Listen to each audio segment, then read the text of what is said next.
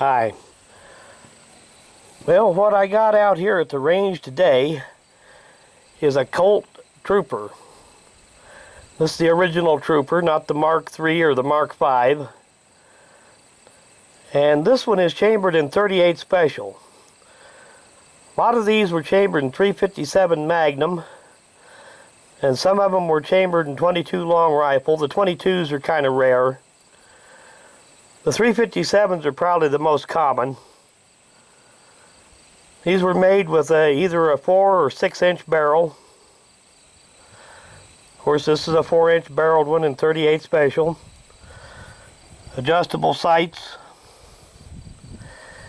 I figured as long as I was going to do a little bit of shooting with it today, we might as well get just a little bit of the shooting on camera. Make a video out of it. So I'll get this thing loaded up and we'll try a few rounds. Well, I got this Trooper loaded up and we'll try a few rounds through it. Some of these were made with a service hammer and trigger like this one. Some of them had wide trigger and hammer. This one does have the target style grips on it. Well, some of them just had service type grips.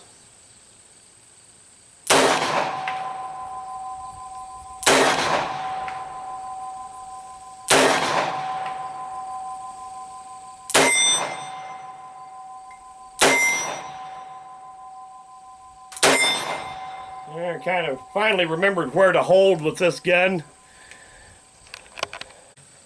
Yeah, let's see if we can't get just a few more shots on camera with it.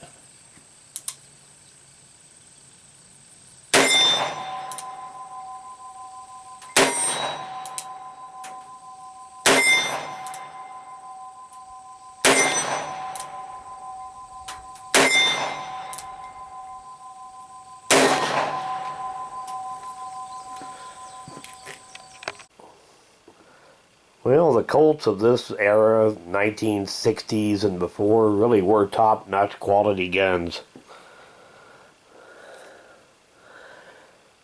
See if we get all these markings to show up here.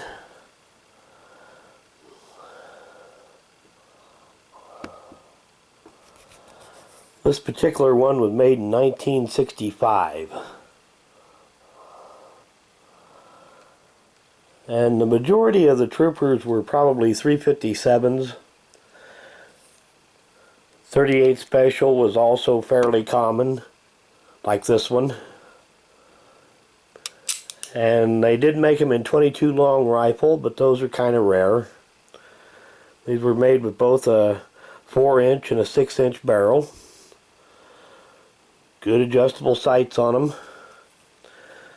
This one has standard width hammer and trigger. Some of them were fitted with a wide hammer and trigger. This one does have the target grips on it. Often you see these with the service size grips on them. But ultimately these became too expensive to produce. The older Colts like this had a lot of hand-fitted parts and required some pretty skilled workmen to put them all together. And Colt really started losing out on sales to Smith & Wesson and Ruger because the Smith & Wessons and Rugers didn't require nearly as much hand-fitting on the internals as the Colts did.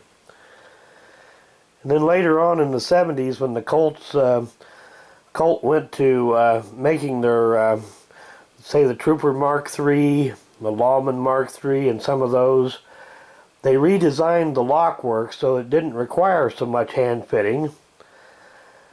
But still, the people that liked the Colts weren't happy with that because they didn't have the hand fitting and the nice buttery smooth action. Even though they were cheaper, and it didn't really attract a whole lot of people that weren't Colt fans to start with either, so they kind of shot themselves in the foot there. But they, somebody else innovates and you don't, you lose out. And Colt ended up going bankrupt several times. Of course, they're still in action today, but Colt's not nearly the powerhouse in gun manufacturing that it once was. But anyway, I hope you enjoyed the video.